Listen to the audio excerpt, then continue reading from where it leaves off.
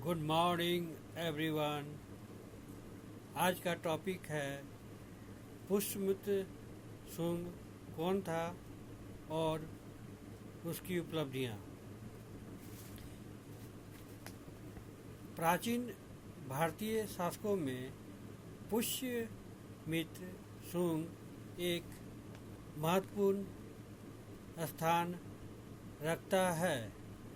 उसने उत्तर मौर्यकालीन शासकों के समय में गिरती हुई राजसत्ता के गौरव को पुनः स्थापित करने का प्रयास किया।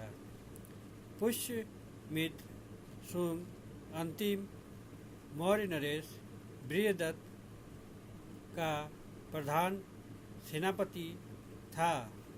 उसके प्रारंभिक जीवन के विषय में हमें कुछ भी ज्ञात नहीं है। दिव्यवदान से पता चलता है कि वह पुष्य धर्म का पुत्र था। एक दिन सेना का निरीक्षण करते समय बृहदत्त की उसने धोखे से हत्या कर दी। पुराणों तथा वाणभट्ट के हर्षचरित दोनों में इस घटना का उल्लेख हुआ है। पुराण, हर्षचरित तथा मालविकाग्नि मित्र सभी में पुष्यमित्र के लिए सेनानी अर्थात सेनापति की उपाधि का ही प्रयोग मिलता है, जबकि उसके पुत्र अग्निमित्र को राजा बताया गया है। पुष्यमित्र शुंग ने 2 अश्वमेध यज्ञ किए थे। परवर्ती मौर्यों के निर्बल शासन में मगध का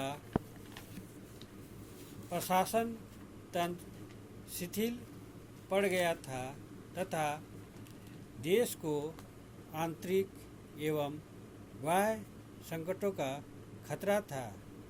ऐसी विकट परिस्थिति में पुष्यमित्र शुंग ने मगध साम्राज्य पर अपना अधिकार जमाकर जहां एक ओर यवनों के आक्रमण से देश की रक्षा की, वहीं दूसरी ओर देश में शांति और व्यवस्था की स्थापना कर वैदिक धर्म एवं आदर्शों की जो अशोक के शासनकाल में उपेक्षित हो गए थे, पुनः प्रतिष्ठा की। यही उनकी महानता का रहस्य है और इसी कारण उसका काल वैदिक प्रतिक्रिया अथवा वैदिक पुनर्जागरण का काल भी कहा जाता है। अब हम देखते हैं पुष्यमित्र शुंग की उपलब्धियां।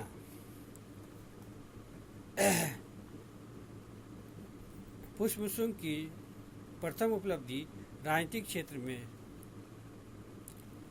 पाला मगध साम्राज्य पर अधिकार एवं उसका संगठन।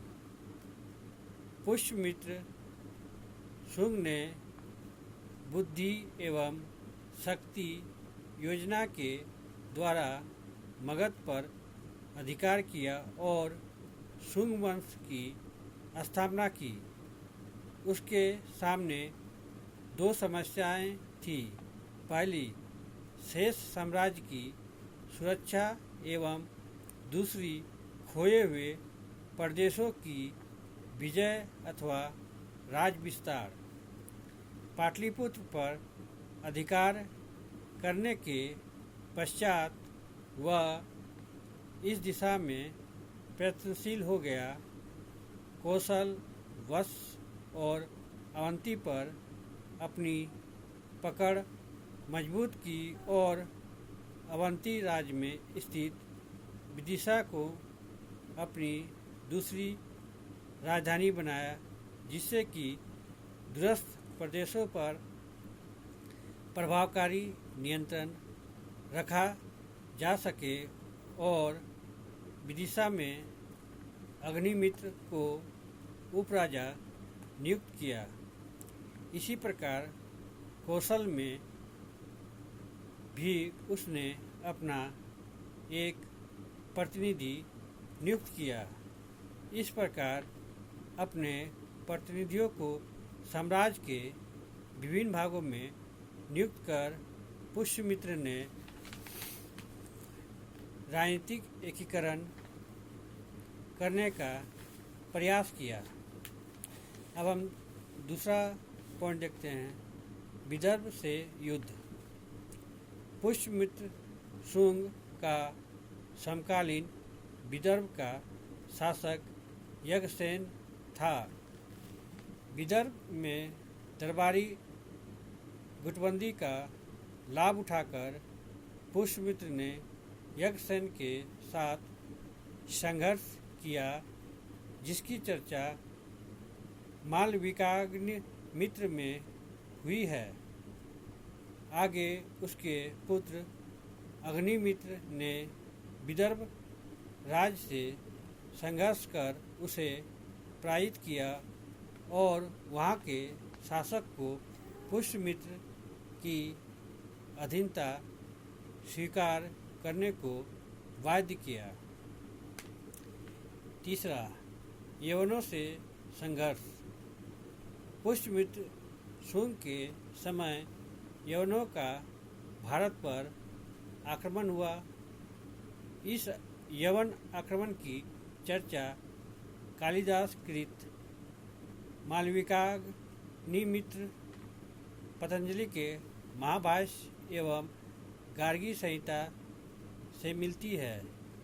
इस यवन आक्रमण के विरुद्ध पुष्यमित्र के पौत्र वसुमित्र ने युद्ध का नेतृत्व किया और यवनों को पराजित कर उन्हें मगध की ओर बढ़ने से रोका। इसके अतिरिक्त पुष्यमित्र ने पंजाब में जालंधर एवं सियालकोट पर विजय प्राप्त की। इस प्रकार पुष्यमित्र शुंग ने बिखरते मौर्य साम्राज्य को संगठित कर शुंग साम्राज्य का रूप दे दिया। अब देखते हैं धार्मिक क्षेत्र में। पुष्यमित्र शुंग ने वैदिक धर्म को श्रेष्ठता स्थापित करने का प्रयास किया। उसने पूजा, यज्ञ एवं बलि की प्रथा को पुनर्जीवित किया। यवन विजय के उपलक्ष्य में अश्वमेध यज्ञ करवाए, जिसका प्रमाण धनदेव के अयोध्या अभिलेख से मिलता है। इस प्रकार पुष्यमित्र के समय में ब्राह्मण धर्म का पुनरुत्थान हुआ। धार्मिक सहिष्णुता भी दिखती है। उसने भरूच एवं सांची के स्तूप में रेलिंग मतलब वेदिका का निर्माण कराया। अगला जो देखते हैं, इनका सांस्कृतिक क्षेत्र में उपलब्धि। शुंग काल में साहित्यिक क्षेत्र में नई एवं महत्वपूर्ण रचनाएं हुई। मनुस्मृति की रचना इसी समय आरंभ हुई, जिसने वैदिक धर्म के अनुरूप समाज में ब्राह्मणों की श्रेष्ठता एवं वर्ण व्यवस्था को दृढ़तापूर्वक स्थापित कर दिया। पतंजलि ने पाणिनि के अष्टाध्यायी पर अपनी महत्वपूर्ण टीका महाभाष्य की रचना की। कला के क्षेत्र में भी इस काल में प्रगति हुई। मौर्यकालीन राजकला के स्थान पर शुंगकालीन लोक कला का विकास हुआ। भरूच एवं विदिशा के स्तूप शुंगकालीन कला का उत्कृष्ट रूप प्रस्तुत करते हैं। इन्हीं शब्दों के साथ मैं अपना टॉपिक को यही विराम देता हूँ। अगर आप लोग को इस टॉपिक से संबंधित कोई भी प्रश्न पूछना हो तो आप लोग कमेंट बॉक्स में जाकर अपना प्रश्न पूछ सकते हैं। Thank you. जय हिंद।